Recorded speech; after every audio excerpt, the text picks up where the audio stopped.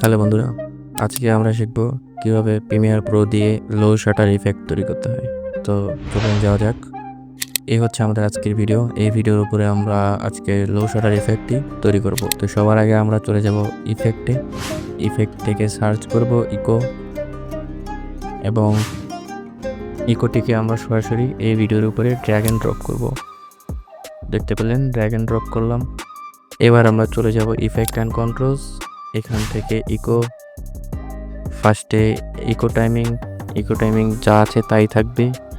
Number of Echoes এখানে থাকবে 6, এবং স্টার্টিং ইন্টেন্সিটি এখানে থাকবে 0.2, এবং ডেসেন্টি যা থাকবে তাই থাকবে। ইকো অপারেটর এখান থেকে আমরা স্ক্রিন করে দেব। দেখতে পেলেন কি সুন্দর একটি ভিডিও তৈরি হয়ে গেল। আপনারাও চাইলে আপনাদের ভিডিওতে এরকম ইফেক্ট অ্যাপ্লাই করতে পারেন ভিডিওটিকে আরও আকর্ষণীয় করে তুলতে। তো আজকে ভিডিওটি এই পর্যন্তই। দেখা হবে পরের কোনো ভিডিওতে। সে পর্যন্ত ভালো থাকবেন। ধন্যবাদ।